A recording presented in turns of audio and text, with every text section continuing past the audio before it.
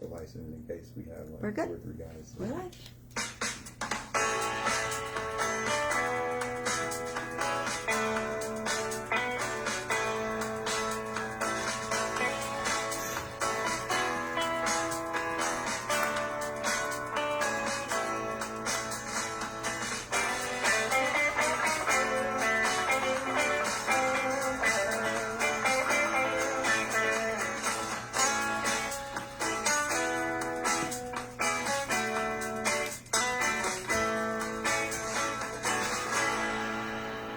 Good afternoon, everybody. This is Mayor Joe Begany here with the brand new, not brand new anymore. You've already started the process a little bit. Our new Raider football coach, Mark Philmore. How are you doing today? I'm doing great.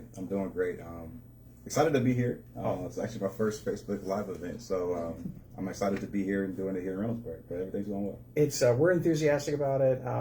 We were talking just as everything was coming on, just about high school sports in general, and really, without getting off, I know we've got some questions, but it's amazing that kids need something, whether it's high school sports, band, music, choir. There's something in it, and there's something about high school sports that gets everybody excited, that gets kids involved and engaged, and this is something that I'm excited about. I'm a big Raider fan. I think I've missed one home game in the last 7 or 8 years, and I promise that you won't hear me yelling too much from up in the stands. I'm not going to say you're not going to hear me, just not too much, because everybody's an armchair quarterback and all of that. But I'm really excited about it. There's a lot of good things, but I want to kind of introduce you to our community a little bit. Tell us a little bit about yourself in a non-football world. So tell me about you where it doesn't concern specifically football.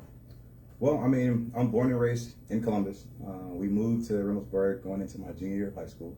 I was a 15-year-old kid, maybe 150, soaking wet.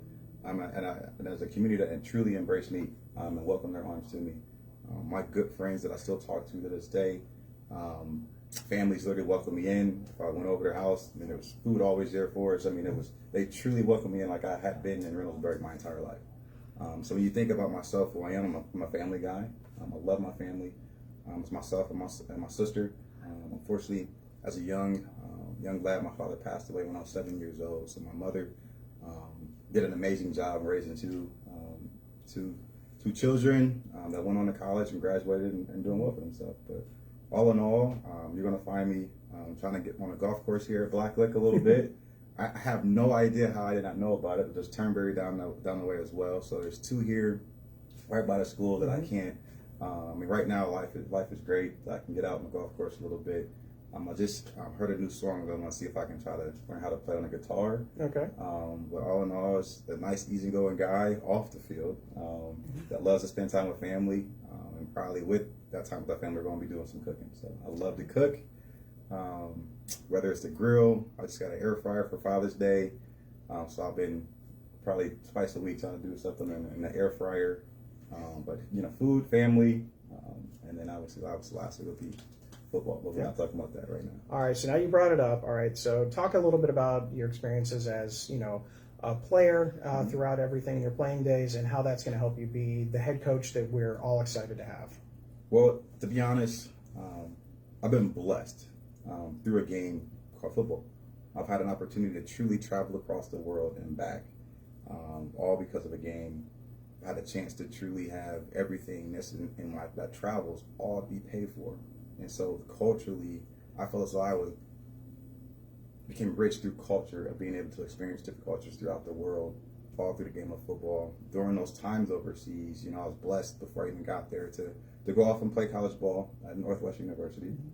From there, signed a free agent contract with the Chicago Bears. I'm sorry, who? What team again? Most people say the Bears. There you go. But it wasn't long enough. I always say it was a cup of coffee. But at the same time, when you grow up as a young kid, and the dream is to put on an NFL helmet, I've reached that. And so after that, in life, you have to figure out what's next. And I always knew I wanted to somehow continue my life with football. And it all started coaching high school ball in Chicago. And from there, I actually went overseas for 6 years. 5 years in Poland, 1 year in India. And truly my time in India is where I feel as though it truly prepared me for my seat right now. And so my time over in India, we literally started the game of football from scratch. So I was teaching young men, women, how to, hey, the football field is 100 yards long. We have 10-yard ends, like the literally the ins and outs of everything you could possibly think about with the game. But also with that, I had to teach the coaches of how to coach the game. And so when I say what truly helped myself prepare myself for the season, I literally had to coach the O-line, D-line, linebacker, every position out there, put together special teams, put together offense and defense. So when I look back at it, that time in India has prepared me because I had to do it in multiple areas. So I would literally go to city, stay for a week or two. As I implement the system, as I implement, hey, this is who you should keep.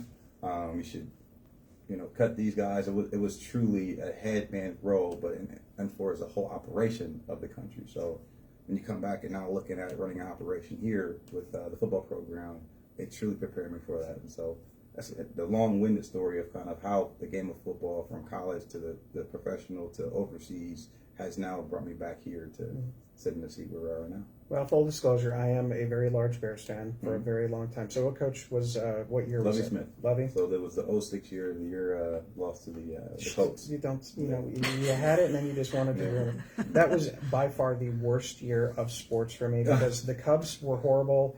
Ohio State loses in the national championship game after Ted Ginn runs back the opening thing for a touchdown. The Bears lose the Super Bowl after Devin Hester, who should be in the Hall of Fame. He definitely should be in the Hall of Fame. He does the same thing.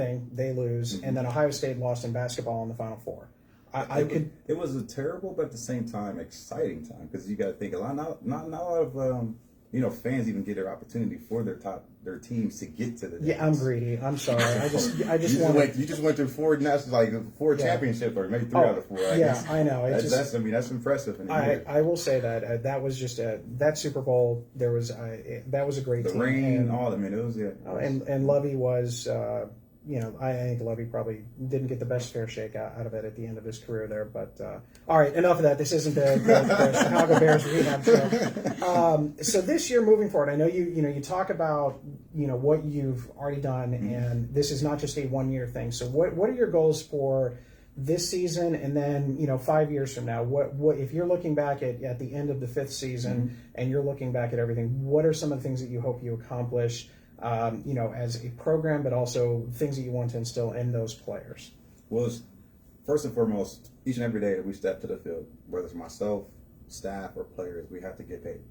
And we talk about that with our passion, our attitude, investment, and discipline. And through that, I'll say about 50% of the guys right now can go through and explain what each one of those words means, as coach would explain, if that makes sense. But with that, of getting paid each and every day, the first year 1, it's all about setting a standard.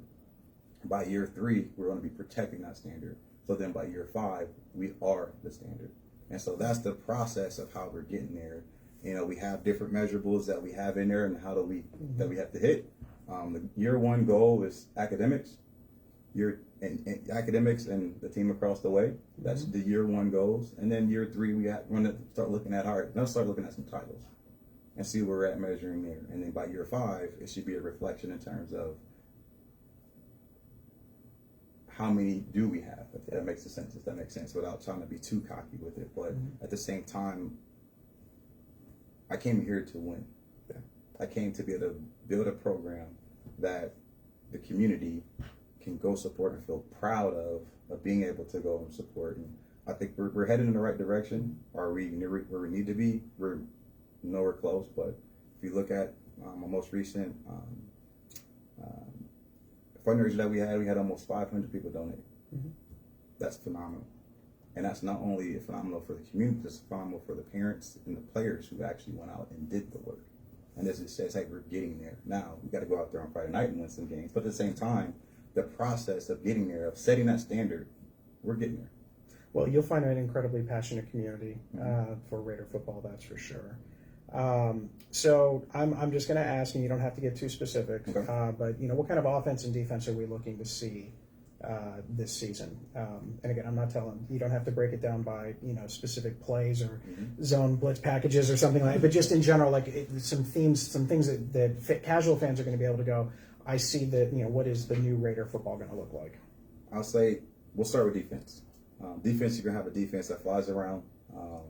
that plays for each other, and they know that the game of football is not perfect, but if we fly around with great effort and attitude, and literally with effort, and I explain it, it's not about X's and O's, gentlemen. It's about our effort and about our attitude. If we can fly around on the ball, somebody's going to miss a tackle.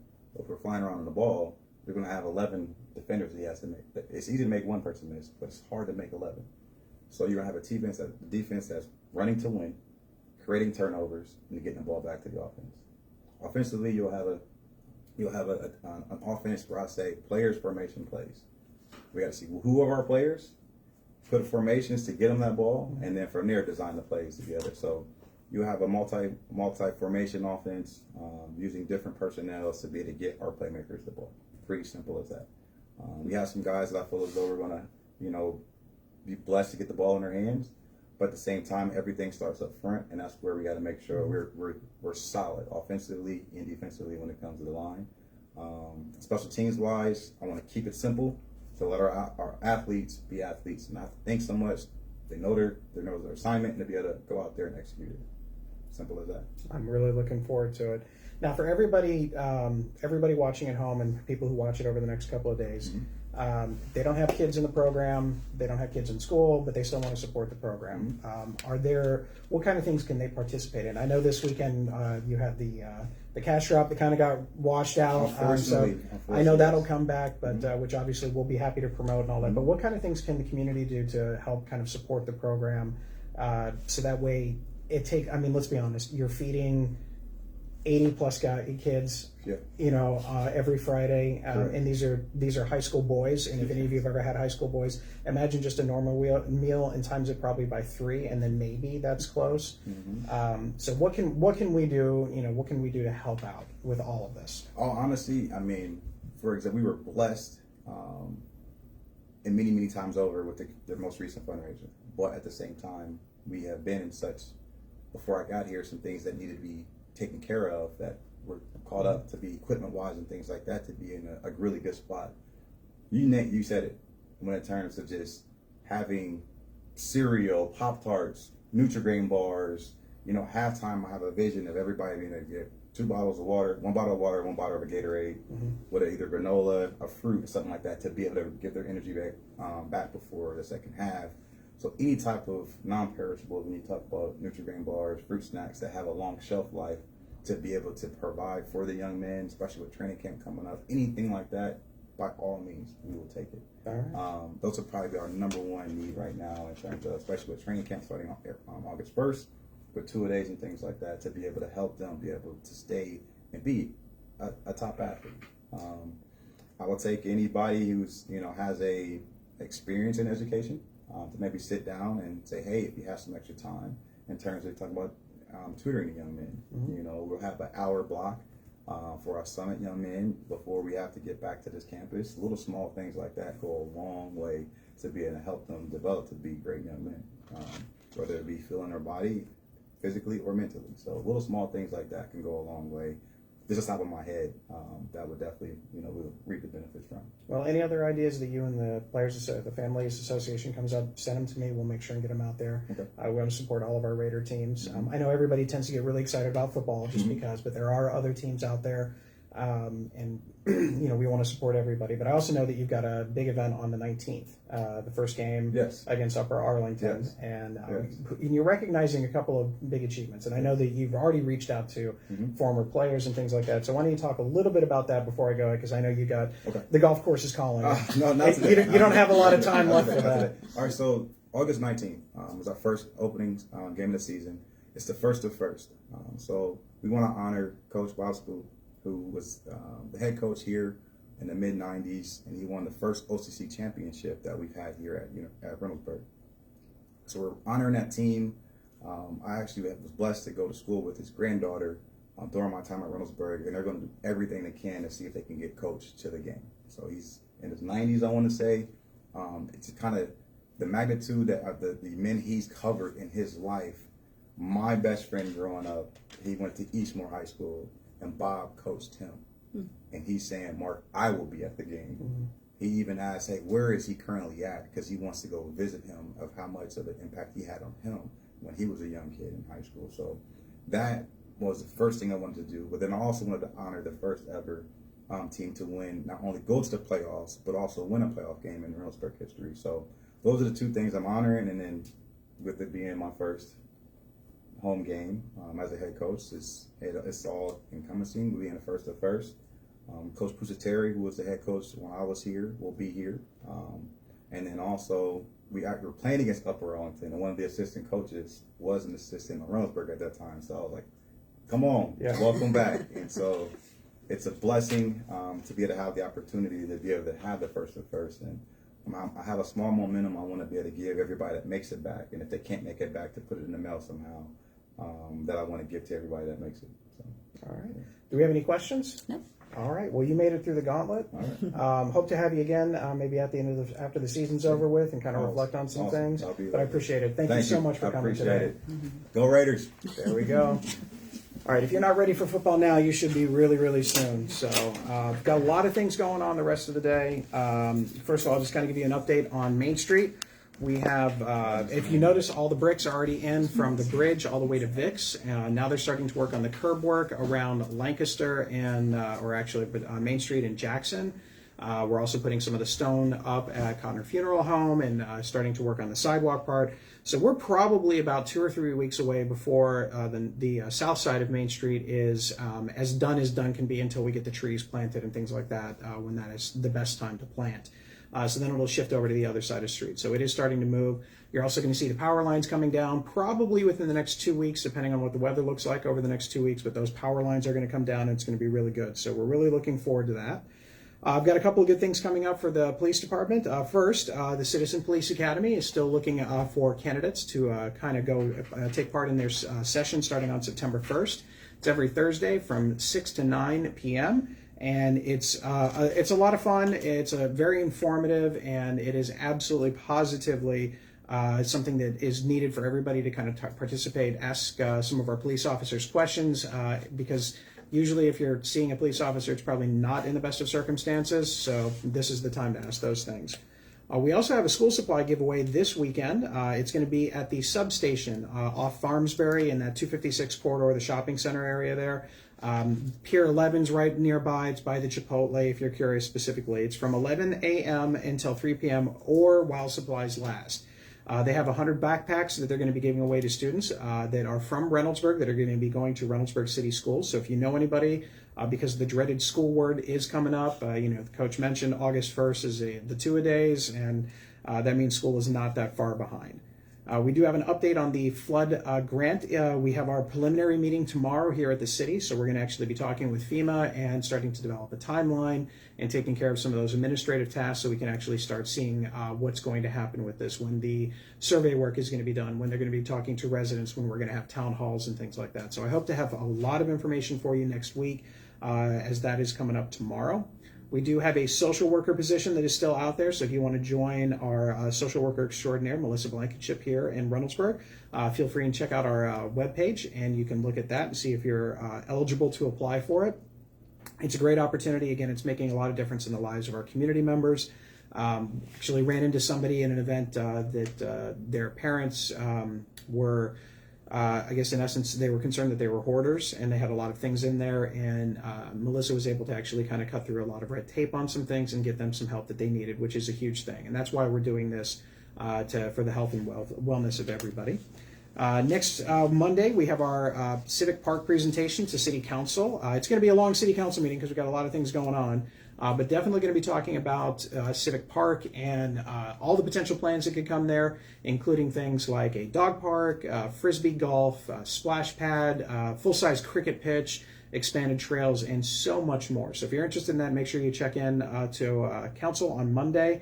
We hope that the internet will be working and will allow us to broadcast, but really it's a 50-50 shot. We're working on that as well. We also have some things at the parks. We have our Smash Art coming up on the 26th. So if you're interested in the Smash Art, I think there may be just a few spots left for that one. And other news around kind of traffic and things like that. The first part of our Sidewalk to Nowhere program is actually going to start at the end of the month. This is at the Graham and Palmer intersection all the way to the 5-way. There's going to be some traffic restrictions, everything northbound on Graham Road, so the Franklin County Engineer's Office can come in and start working on the pedestrian bridge that will be on the side. The whole Graham Road is going to be shut down for one day, and as soon as we know that specific day, we'll let you know here. After that, it's just going to be the northbound lane for a couple of weeks as they get that bridge installed for the pedestrian access. And then around that time, we're going to go ahead and start our sidewalk program so that it will go all the way extending from Graham and Palmer all the way to the bridge, and then picking up on the other side of everything from the bridge to the five-way intersection. So this is just another way to try and make our community a little bit more connected all the way around so people can walk. It's great because if you happen to go to a concert on the lawn, for instance, this weekend, 6 o'clock, it'll start at 6:30, but at 6 o'clock, it's probably a good time to make sure you get some parking. You can sit and listen to the Reynoldsburg Community Band. They're going to be out there, and parking is somewhat limited to the Livingston House, but with that sidewalk in, you're going to have some other areas that you can park and walk in without actually having to walk on Graham Road, which is not always the easiest thing in the world. So as soon as we have more information on when everything is exactly going to be done, we'll get it out there on social media. There'll be signage and all of that stuff, but it's definitely going to be a good thing. We have some topics to cover on development. As mentioned last week, we have a coffee shop that is going to be at our BZBA meeting tomorrow. This is going to be a Caribou Coffee, so they're coming back into the Central Ohio market. It's going to be located right next to the Urgent Care Center in front of the old Kroger on Main Street.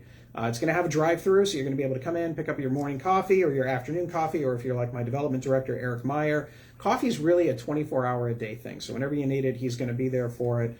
Pick up that coffee and then go from there. And this is the first step in hopefully a redevelopment of the entire area, so I'm really excited about it. And we also have a Home to Hilton that is on the same agenda. This will be in the 256 corridor in that area right off. You've got BW3s, you've got Olive Garden, things like that. But basically a Hilton hotel is going to come in there that's going to cater to business class level executives that are going to come in. So we're excited about that. We're also excited that they're going to work with us to develop potentially another restaurant on site as well. But it's going to look really nice because once we get the Alliance project started, which I'll talk about in a second, they're going to have a lot of conventions there, and we're going to need the extra hotel space. So it's going to be a good thing for the city all the way around. So you're going to see a lot of building projects next year. We also have the other part of it I wanted to make sure everybody understands is Sheets. This is the location on Taylor and Main, the Shepherd's Mobile Home Park. So we all know the story, at least I hope so by now, that the property owner decided to sell that land to basically a representative that is for Sheets.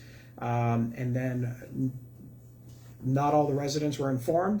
They came to council and they were ready to go, but then they withdrew their application at that time because they wanted to make sure that they were taking care of the residents and to deal with the issues with that. Obviously, that's when we sent our social worker out there and tried to connect them with resources for relocation. So once they withdrew their application, the process has to start all over again. So the first step in that process is all procedural. They come to council and they say, we need to have a zoning change because right now that area is not allowed to have a gas station on it. So they went to council to go to ask permission to go to planning commission to ask for a zoning change. So that's what they're going to do. So tomorrow night, or actually I take it that is going to be on the 21st. So on the 21st, yeah, that is tomorrow night. That's going to be right before. They're going to ask Planning Commission for permission to get their acceptance or not for moving to back to council to actually change the zoning for it. It is procedural, and it is up to Planning Commission to make a recommendation or not. Either way, it still goes back to council, and council will have the final word on everything. They have to ask for permission to change because our zoning plan does not allow a gas station there. But I do want to let everybody know, most of the residents have left the area, and it seems that no matter what happens with this particular piece of property, whether the zoning change is approved or not, it looks like this area is probably going to be developed into something at some point in time. So again, tomorrow night, Planning Commission will review it. They will ask questions. Public is welcome to attend. I know if you are looking to do so, they have the opportunity to express their opinions as well. And then when council returns from recess in September, it'll be on the agenda there. And ultimately, this is council's decision, whether or not to grant this zoning change. The city does not have the ability legally to say no at any point in time other than the time that it comes to council. We can't say no, we're not accepting your application. We can't say no, we're not interested. It's not our property. We don't have that ability. So that's something that I wanted to make sure everybody knows. But if you're interested in more information and you don't want to listen to what I just said again, BZBA tomorrow night, Planning Commission tomorrow night, and then when council gets back from recess is when they'll make their final determination.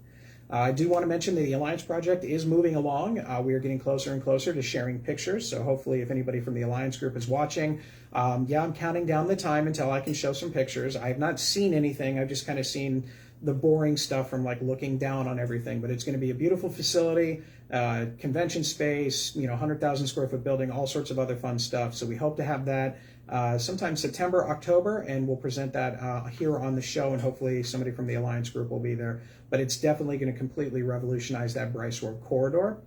We also have a couple of events coming up in August, just after the Tomato Festival. We're going to have a not a groundbreaking, but a wall-breaking ceremony as the library gets ready to go underway to tear down the existing building and then start construction on that, and some other cool things coming up as well. Any questions or anything so far? All right, Farmers Market, everybody's favorites tomorrow night. Hammery Farm is going to be there, Jose Madrid Salsa and Old Village Meats. And if you like bacon, like a lot of us, let's be honest, who doesn't? I enjoy it. They have it there. It's great. And as of right now, Schmidt's Food Truck is scheduled to be there.